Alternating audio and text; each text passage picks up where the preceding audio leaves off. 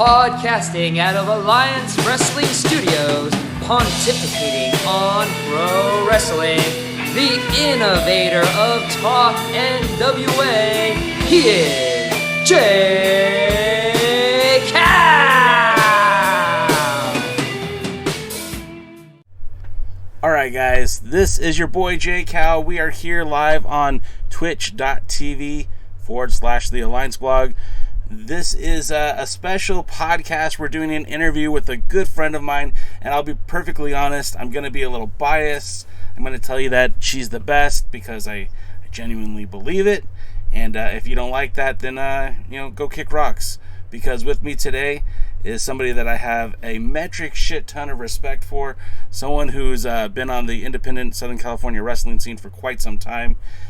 Influences the area not only in the ring but outside of the ring.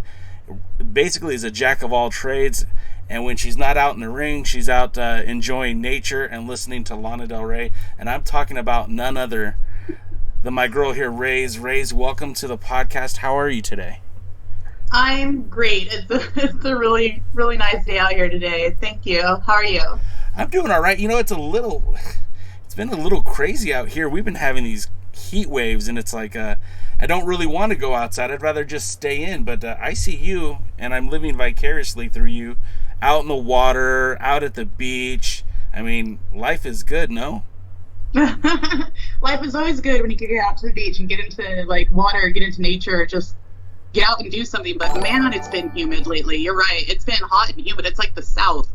It crazy, and I don't want to get super political, but man, this weather is not indicative of normal SoCal weather. But anyways, it's nice to talk to you. I mean, the last time you and I spoke was probably about 3 years ago on a podcast. We were there face to face at the hey, we got some people hosting our show. That's pretty cool. We were out there at it was the United Wrestling Network's Peter and Ray birthday bash.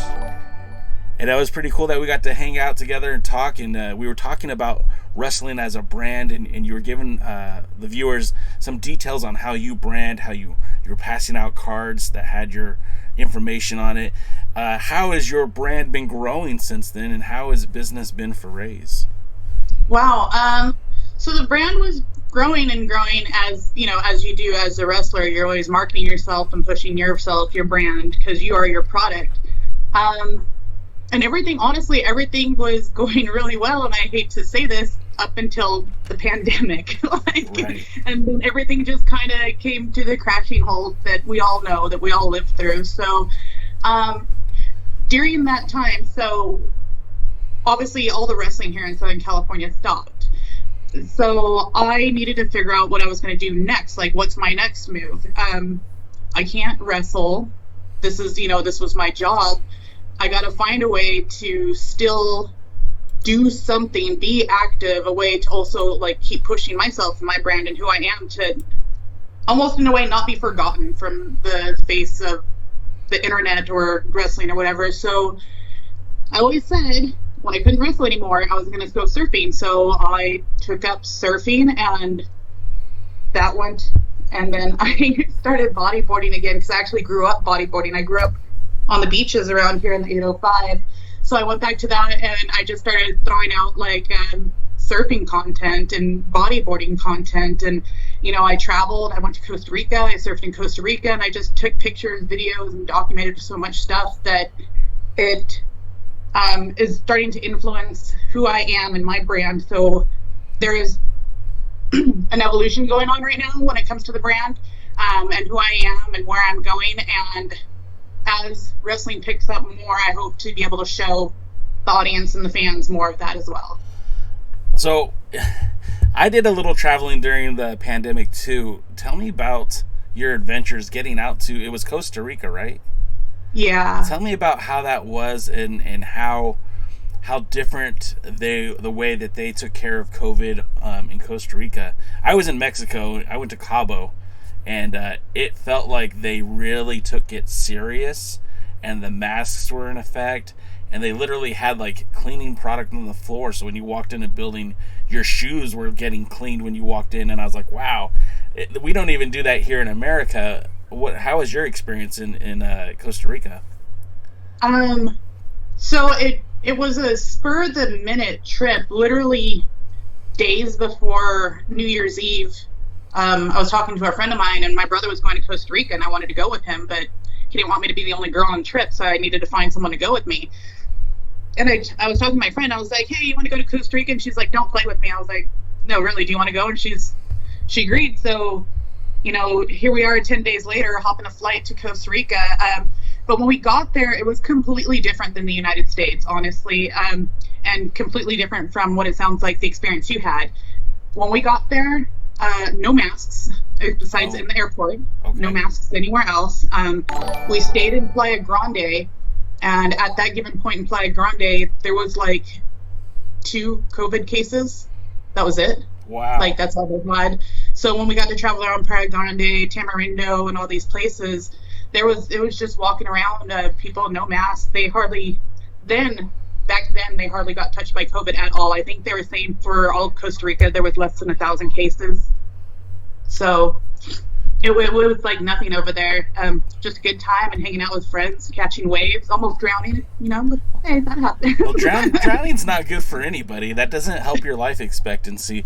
But and that kind of ties to your potential idea, and I know you just threw it out there on Twitter yesterday, but is that something you're really considering doing, is like taking wrestler guys and gals out into the water and doing that podcast? Because I think that would be amazing.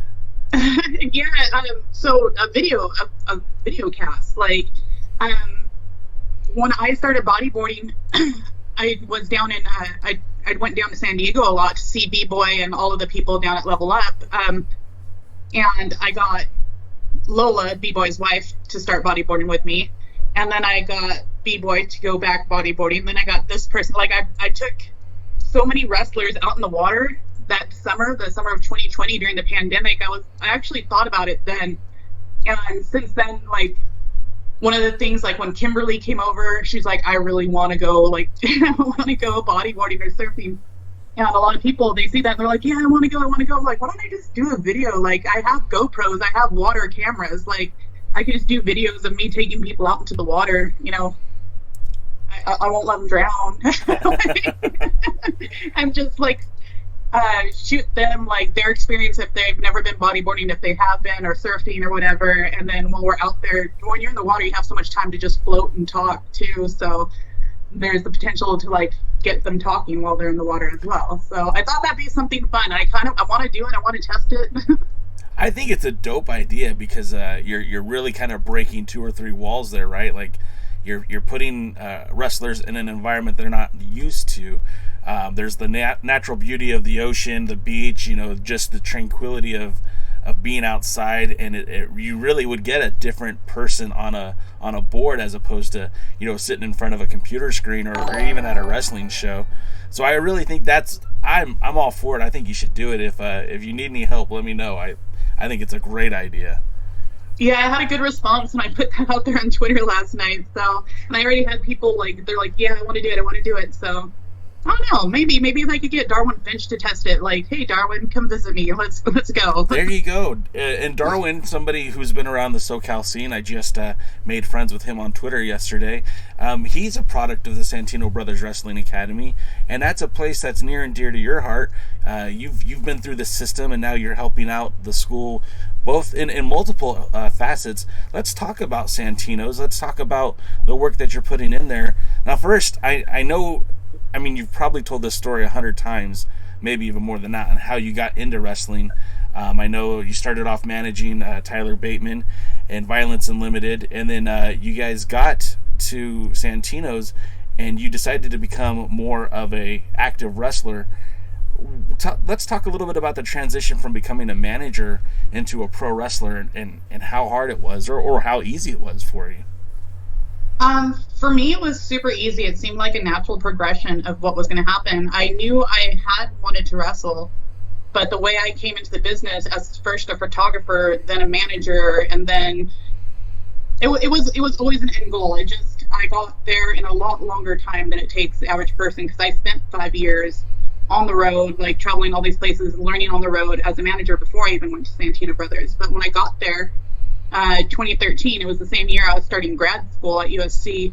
And so it was just, it was go, go, go nonstop. If I wasn't at training, I was at school doing homework. If I wasn't there, I was at an internship. If I wasn't there, I might have been at a wrestling show on the road or something like that. But Joey, I start off with privates with Joey Chaos, and those were amazing. I was under his tutelage, just me and him, pretty much in Sylvia, for about 3 months before he gave me his blessings to go out and take bookings, because in his opinion, I already knew it. I just needed to get cleaned up and like taught some extra stuff. So after that, I went to any class I could go to. I'd go to beginners, I'd go to intermediates, I'd go to advanced, I'd go here, there.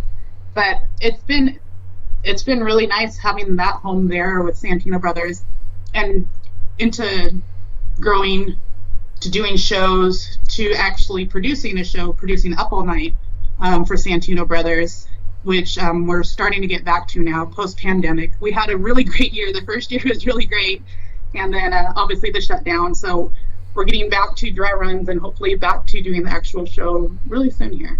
Now, do you do that with an audience inside the Santinos, or is that strictly a on-demand YouTube video that folks could watch? So the audience that I allow is only wrestlers. Okay. I wanted it to have that more intimate feel.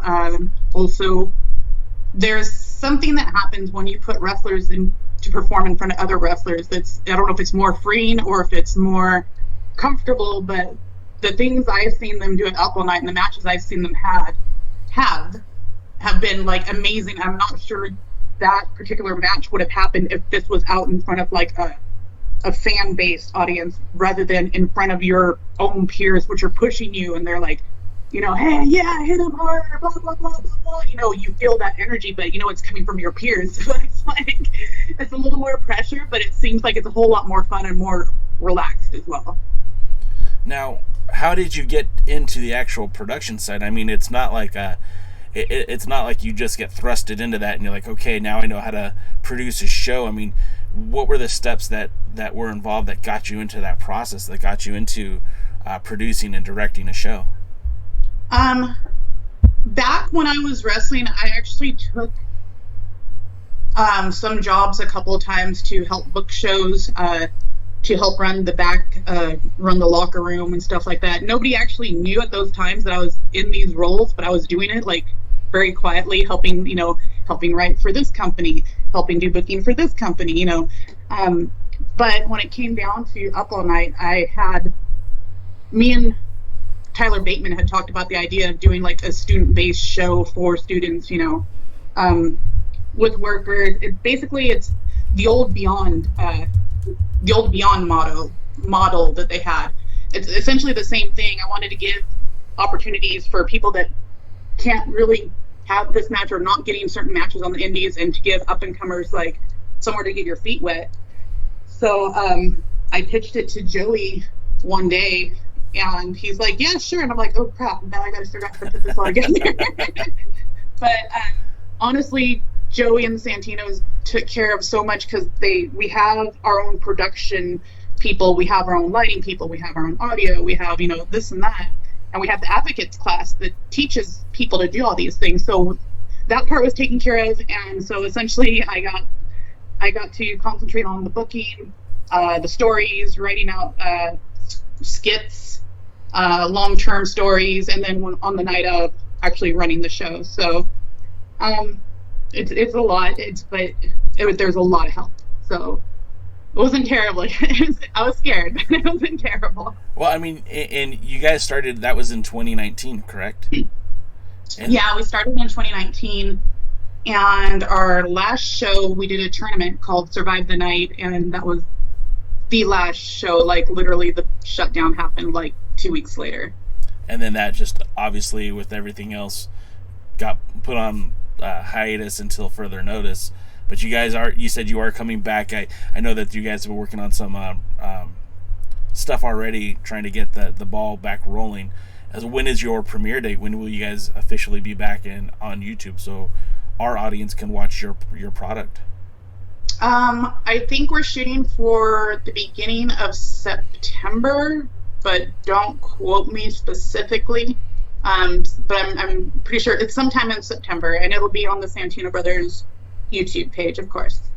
And we'll put a link to that in the bio of this, not the bio, but the comment section and all that good stuff, so that folks can check out the Santino Brothers, because a lot of good stuff is happening in Los Angeles for the Santino Brothers in Southern California. But as we alluded to earlier, there's another promotion that you've had a hand in helping to work with the talent and literally be in the matches as well. And I'm talking about Level Up down in San Diego with our good friend Benny B-Boy. And that promotion seems to be taking off as well. A lot of fresh faces in Southern California are migrating to B-Boy's wrestling school out there. Tell us about Level Up, and tell us about what you're doing out there, and how you're contributing to the growth of that company. So Level Up, obviously down in La Mesa, California, down San Diego area. Benny has something honestly really special down there. The camaraderie they have at that school, and the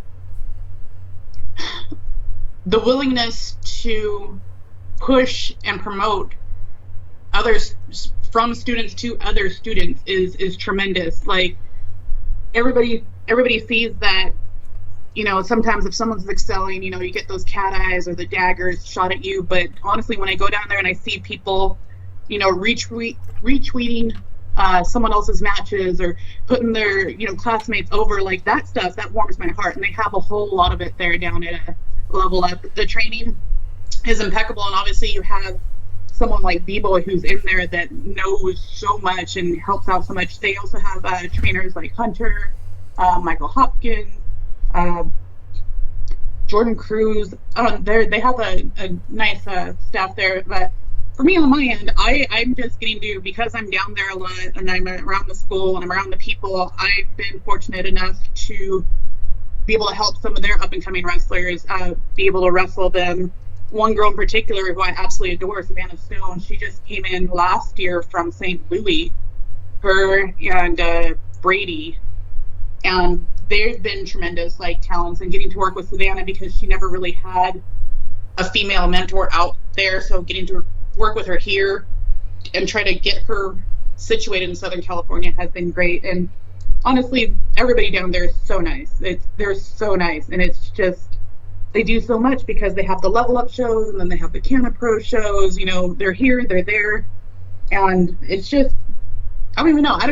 It's hard to articulate because it's such a great feeling down there. Now, I gotta tread lightly because I'm not trying to insult anybody, but why is it so special down there in San Diego, and why isn't it special like that up here and so Los Angeles and the Inland Empire? Why isn't there that same kind of camaraderie? Or do you know? Your guess. I think, well, here's my opinion. I think there was that. I think especially Santino Brothers had that, and I could say that because I was there. I saw it. But something that might have been a difference was that when the pandemic happened, when the shutdown happened, a lot of schools did shut down because they had to shut down. Right. Level Up did shut down too, but then they reopened because we had a COVID specialist there, so they had like really small classes. So during the pandemic, while a lot of schools were closed, they actually soldiered on and they kept together. So, and I think that really helped, because in a time where everybody got separated from one another, where everybody's kind of on their own, they got to stay together as a tribe. And so I think that was honestly a big contributing factor to all this, because I mean, just you're there, you lived through the pandemic, like it got super lonely, but they still had each other during all this. So I thought that was really cool. Yeah, I mean, there's some brutal parts of the pandemic, and fortunately, I'm not going to brag or anything, but I've got my family here. We've all been safe, and things have been going well. But I can imagine for a lot of people out there, it's been difficult. It's been difficult just to get through the day, and it's very cool when you have that opportunity to, engage your fellow wrestler, your fellow promoter, in that environment, and just being with those people that you have so many common interests with, and being able to connect. So yeah, I mean, I guess I do see what you're saying there, and as long as we're able to soldier on, like you said, that camaraderie doesn't disappear.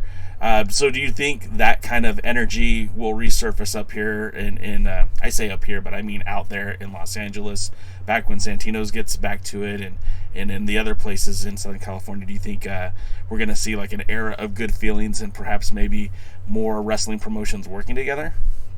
I would hope so. I really would hope so. I'd like to see, you know, Level Up and Santino Brothers get together for something. That would be great. Something where there's like a talent exchange, you can have fun and like just really get back to having the fun in wrestling. That's what I need. I need the fun in wrestling. As far as like the growing camaraderie, like I see it starting to build up again at Santino's, and we always have that camaraderie. But like I said, when everybody kind of separated because of the COVID pandemic, and we all had to go our separate ways. Even me coming back into Santino's, I'm kind of still learning, like, okay, these people are from which class, and was this an online class? It is in person now, like, so I'm still getting back at it too. But everybody wants those good feelings of like family and harmony when they're going to training school. So I'm sure Santino Brothers will get it back. And honestly, at this point, I don't know what promotions are coming back in Southern California. Like, I don't know who's going to run again. I just saw the EWF is running again. I think Inoki had one. AWS, we don't Right. we don't know. There's so many places. So I think it's just all time.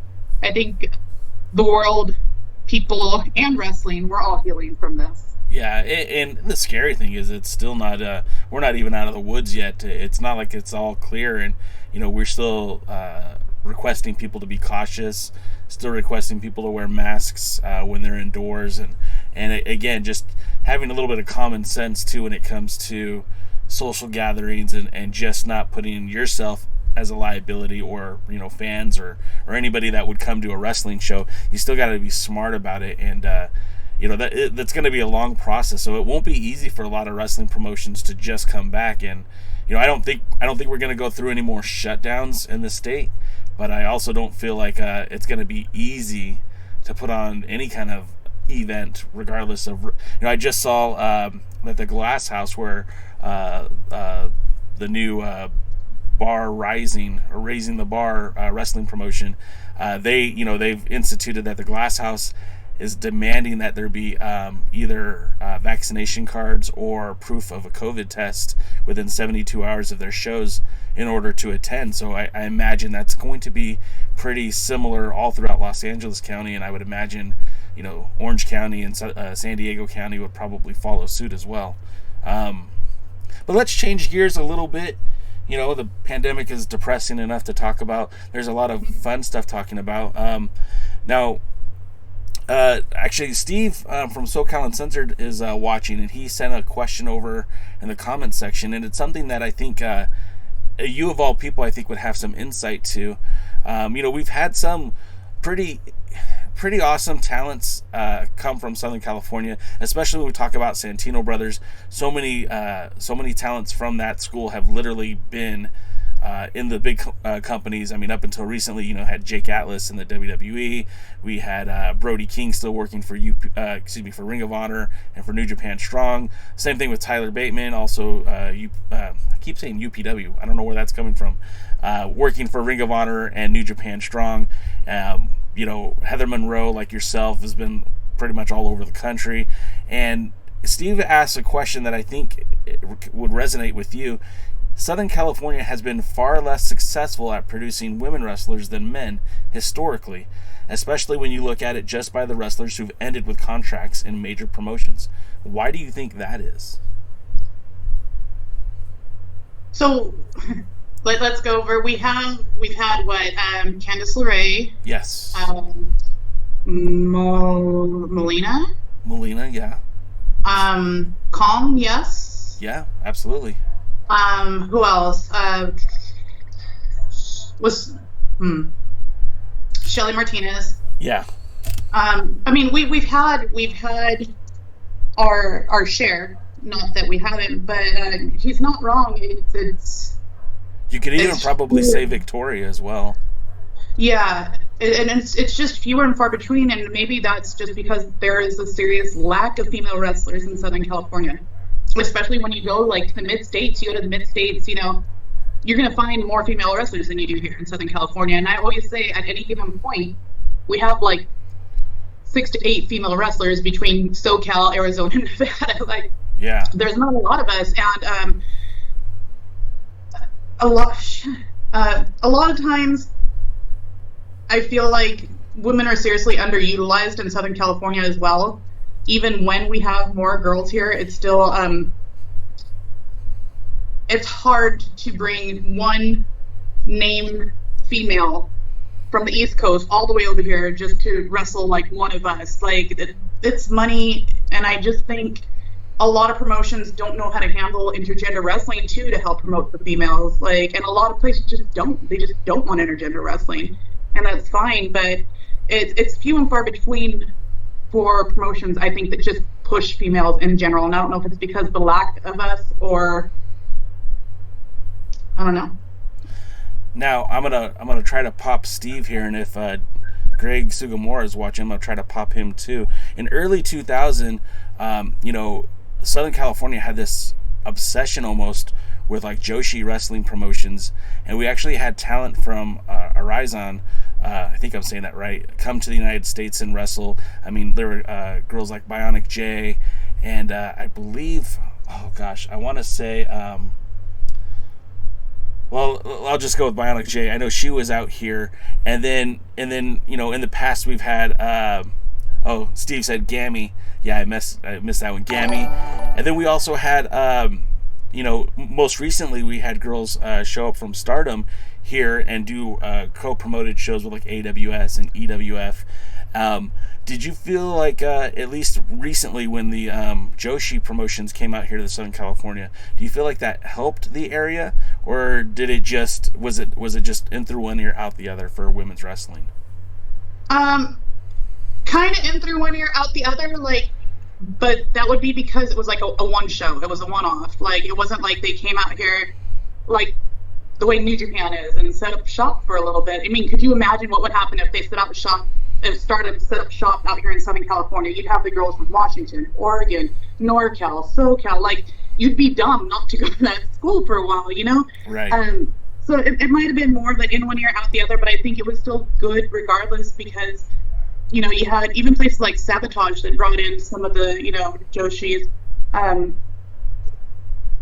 It's always a great experience to be able to work with women who are on, you know, a different country, even different side of the country, but from a different country, and just to see the styles mix and everything, you get to learn some more. But I wish that would happen more often. But honestly, the way it is right now, I feel like the SoCal girl numbers are dwindling even more lately. Yeah, I mean, and like, let's be honest too, some of the talents have been moved out of state, so it's so, you know, you're having less and less opponents to face in a woman on woman match, and you're now you have more options wrestling intergender matches than you do straight up a female versus female match. And that doesn't bother you though, right? I mean, I've seen you wrestle just about everybody, Willie Mack and Bad Dude Tito, and you've never stepped down from a challenge from anyone in the ring. Oh, heck no. Heck no. I mean, Brian Cage, Chris Bay, Tyler Bateman, Brody King, Willie Mack, right. Tito, like, I don't care. Like, I'll wrestle the guys, and I'm 5'9". I'm not, you know, huge by any standard, but I'm average male height, so I have that going for me. But yeah, I really wish a lot more places would actually promote the intergender wrestling, but you have spots like Level Up who will, you have spots like Santino's who will, but then you definitely have the spots that won't. I don't think I've seen intergender matches at EWF. I don't think, you know, obviously, more than likely not going to see it at Championship Wrestling. You know, and that's just how it is. But I don't know. I'll fight a guy. You won't think twice about it either. We talked a little bit about this offline, and although there is a severe lack of representation from the Southern California female wrestlers, what do you think about a promotion like the NWA putting out an all-women's pay-per-view? And again, is this something that you feel is a positive move for women's wrestling in general, or is this just going to be one of those things that it's only going to impact those that it impacts?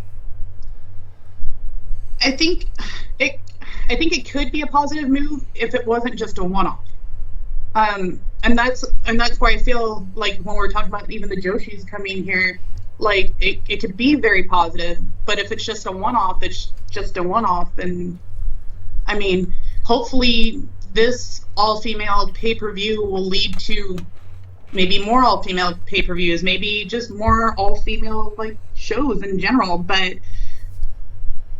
I don't know. It's hard to think that something's going to have like a huge impact if you only do it once. Right. You know, and I'm very happy to see like Thunder Kitty. I just saw that yesterday that Thunder Kitty is going to be there. You know, that's going to be tremendous for her. You know, she's going to get eyes on her from different audiences, and that's great. But as far as every other female like in the United States, I don't know how it would affect them at all. Besides that, it's dope to see something like that. And for the new up and comers that are just starting out in the business, that'll be like an inspiration to see that. That's something that's to strive to. But if it's just done once, I'm not sure exactly the overall lasting impact. What are your thoughts on a promotion like Mission Pro out in, I know they're in Texas and they wrestle kind of in that southwest area. I know they're doing some shows in Tulsa, Oklahoma, but mostly it's a Texas-based wrestling promotion, and they've gone all female. So that's not just the wrestlers, but the managers, the announcers, even the referees, all female talent. How do you feel about that? And then the caveat to that is, could we make that work in SoCal? Could we do that out here? I think so. I think that's great. Number one, that's the one that Thunder Rosa runs, right? Correct. So the fact that if everything, all the talent, the refs, the commentary, if everything is all female run, I think that's absolutely marvelous because there are girls that can fill all those positions. Could that happen here in Southern California? I'm not quite sure that it actually could, just because we have a severe lack. Like it could happen, but we'd have to bring in people. We'd have to bring everybody back, people that left, you know, Alyssa Moreno, hey, can we get you out of here for commentary? I don't think that there's any other commentary females in Southern California. No, you know, as far as referees, Santino Brothers is bringing up a referee, Scarlett, right now. So we got one female referee, and there's like Karina and NorCal. There's one. I think Karina does Mission Pro. But female talent-wise, you know, there's not a lot here. It would have to be like an all flown in sort of deal if we did it here. But the thing that Mission Pro, and since they're running, like that's a lasting impact. That's going to be able to help more females out in the long run. You know, it's not just one show and then they do this show and then they go here and they do that show. You know, they give opportunities to females. And if you go along those states where they are, you're going to find more referees that are female, commentary that's female, you know. So that's great. So it always kind of racked my brain a little bit because even when we had more representation out here with more female talents, I always felt like that's something that could have worked. It seemed like there was a fan base here that would have supported it. Like I said, the aforementioned Joshi days with Horizon back in the day, and then of course when Stardom came out here, it felt like there was some movement towards like something more of a regular all-female wrestling promotion. So it is kind of sad that it never happened, but like you're right, at this point it would be a mostly flown-in audience, and then how can you sustain that you know, talent-wise? I mean, your ticket prices are going to have to be through the roof just to make it work. So well, here's hoping that that's something that can happen down the road. But something we do know is happening down the road is the return of a lot of different wrestling promotions now that the state's opening up a lot. We know that the United Wrestling Network will be presenting their Primetime Live anniversary episode on September the 15th in Los Angeles, and you're going to be a part of that. But I don't think you have an opponent that's been named yet. But are you excited to be back on Primetime Live? I am so excited. I wanted Primetime to come back for so long. I really loved the vibes and the feel every time I was at Primetime at Thunder Studios. It was amazing. The crew's great. The production was great. The spot was great. And went down, like, I'd message Dave every now and then. So what's going on with Primetime? We got something in the works. You know, and then here it is. You know, here's the works. I'm not sure the venue it's at. I've never been there. I don't know my opponent. But I did see, I think Gisette from Knox Pro is supposed to be on the show too.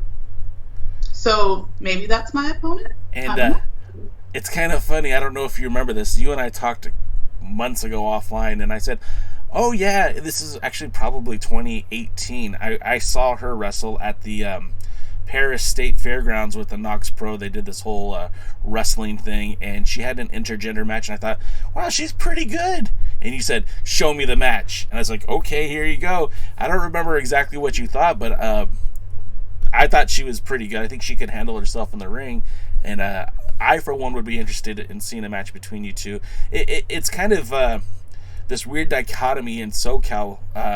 Throughout the years, there were times where wrestling promotions were very closed off. It was like almost like territory days. So like if you wrestled for EWF, that's it, brother. That's all you're doing. And if you wrestle for XPW, that's where you're at. If you were wrestling at UPW, you weren't going anywhere else. And you know, you got to give a lot of credit to Logan Xavier and the folks over at Millennium Pro Wrestling. They were one of the first to kind of break those barriers down. And long before there was a Pro Wrestling Guerrilla, there was MPW doing these super shows. And then down the road, you would get Revolution Pro was doing similarly, bringing in big names and having these super shows. And then the whole like wall caved down, and then you got everyone everywhere. And then everything kind of seemed to diminish in terms of content-wise. You would see the same match in different places. Like, you know, you would see Scott Loss wrestle here, there, and everywhere else. So as it's kind of been, because of the pandemic, everyone's kind of been forced to do their own thing. So now that everything's starting to see some sort of sense of normalcy, I'm hoping we do see talents from Knox Pro and talents from Millennium Pro and Santino's and Level Up. You know, all these folks get in a ring, and whether it be Championship Wrestling from Hollywood or wherever, I'd love to see more matches that are like first time matches. What are your thoughts on that whole like first time seeing new faces and that sort of thing? Well, it's really weird. To go back to Gisette, I actually had no idea that she was a female wrestler in Southern California until someone's like, hey, this girl kind of looks like you. You guys should wrestle each other. Like back when I had my black hair and everything. Sure, like, sure. Like, you should wrestle each other. I'm like, who? Like, who? Like, I don't even who is, I don't even know who she is. And I was like, but she's been wrestling for this long. And to go back to what you're saying, like, at some points there's that segregation. There's still, it blows my mind when I see people wrestling in Southern California. I'm like, where did you come from? Who are you? Right. And there's some of them, like, I think Jack Cartwheel is kind of one. He just kind of came out of nowhere. And he's from NorCal, and all of a sudden he's in SoCal. And I was like, wait, is he from here? Like, where did he come from? Oh, okay, he's from NorCal. Like, it's that sort of deal. And then you have like amazing talent like Jack, who just blows you out of the water when you're watching him. And it's just, I would like to, I don't know if it's a content thing, but I feel like I'm not seeing enough of the wrestling that's going on. Like, it's not released, or if it's released and it's just going straight to IWTV sort of deal. But I feel like the content isn't quite the way it used to be. It's not coming out as much. So I do have those moments of who are you? But I would like to see a ton of first time matchups. And like I said, to get like people from Level Up against people from Santino's, to get people from Millennium, you know, wrestling against, well, they're kind of doing that right now. Santino's and Millennium is kind of doing like a little intermingling.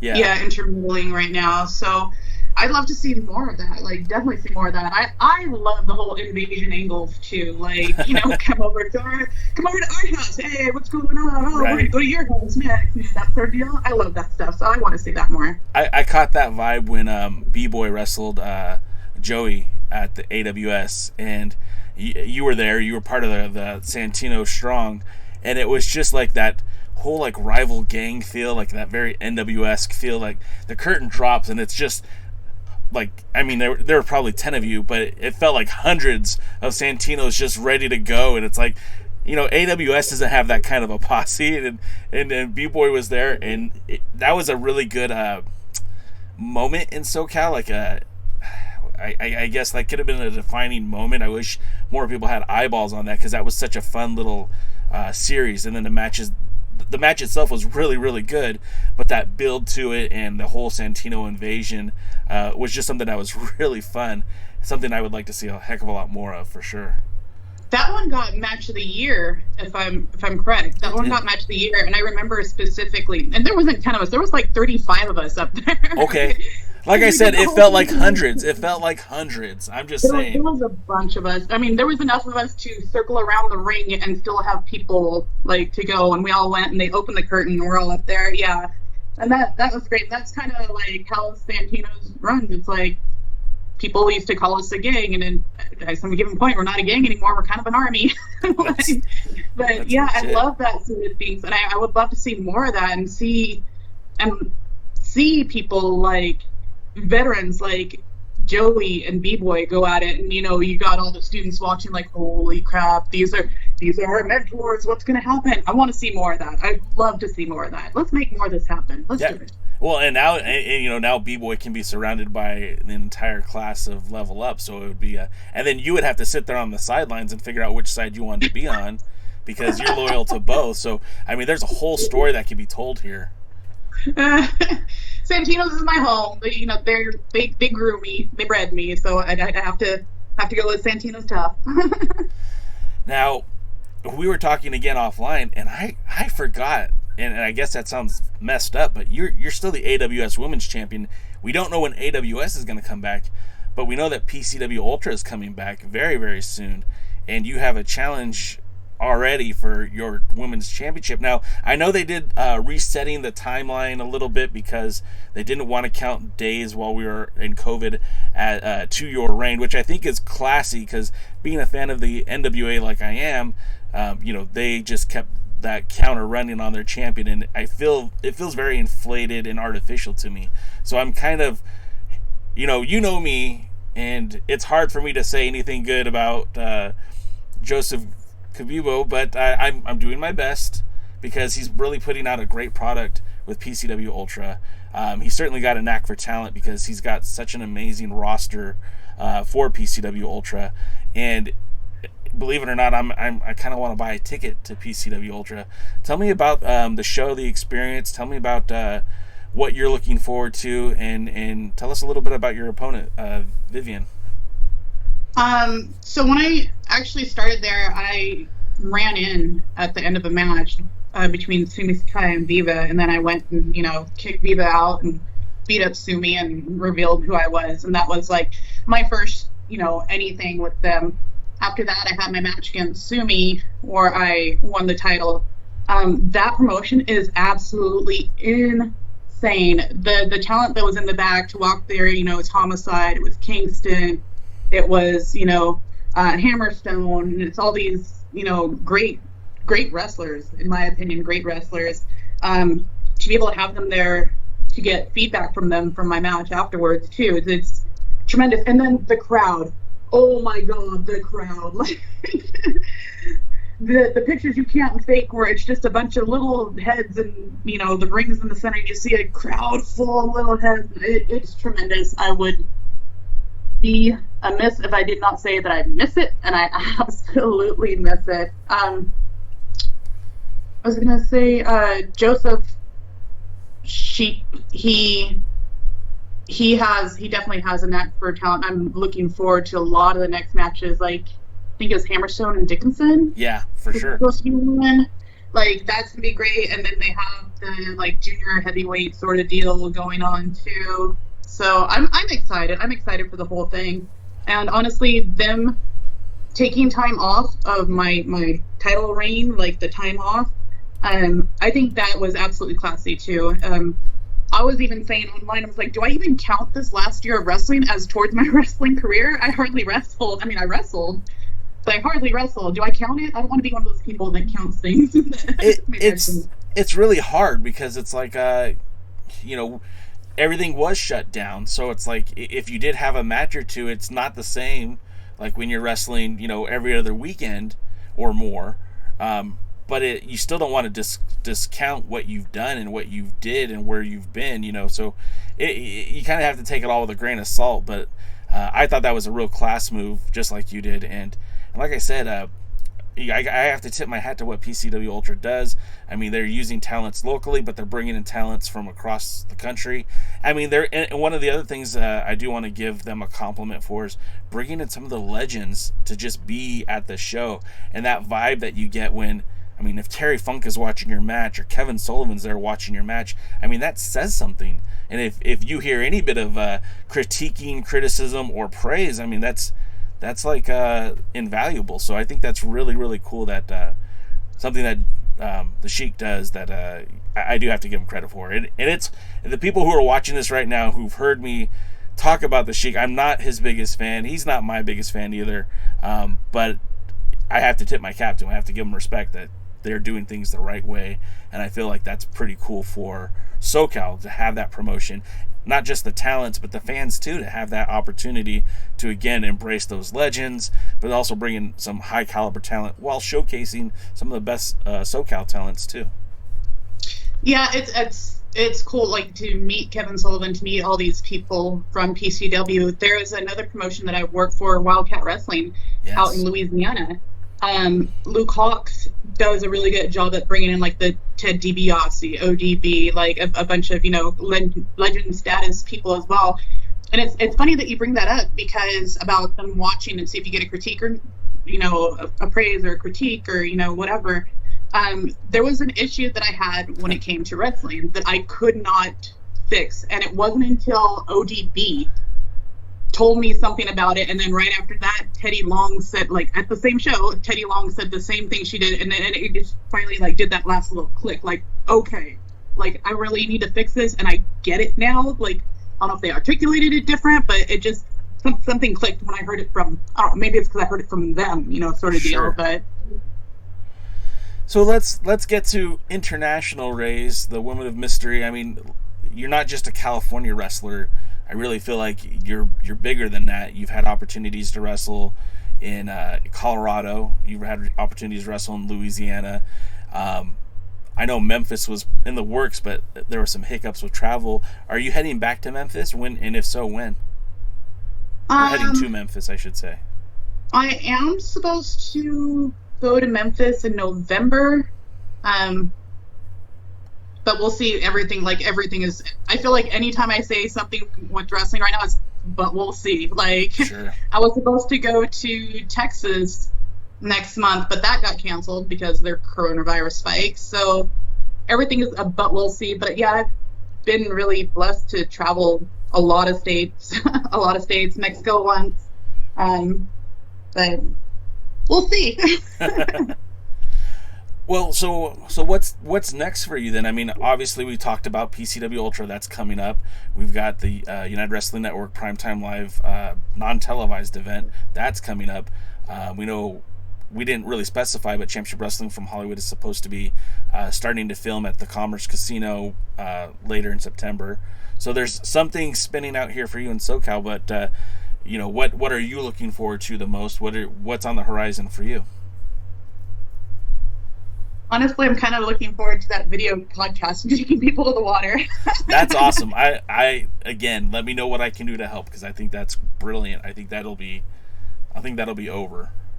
Yeah, sure. I mean, I'm a creator at heart, and that's one of the reasons why I wanted to do Up All Night, is because I wanted to see my vision come through my way. And like, if I do that video podcast, that would be tremendous. It's really hard to say when it comes to wrestling right now what's next. And like I was saying, but we'll see sort of deal. I've literally lost so many bookings recently just because of COVID. So I love wrestling, but the way it's going right now, I can't put all my eggs in the wrestling basket, because I'm afraid if I do, I'm just going to be left holding the basket.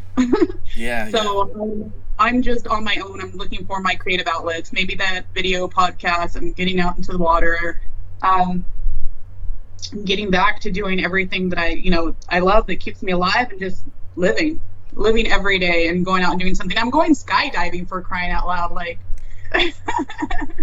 I feel like this year is like the year of just live. I've done so many new things and random things. I went hiking in 109-degree weather. Like, don't do that. No. I don't recommend that at all.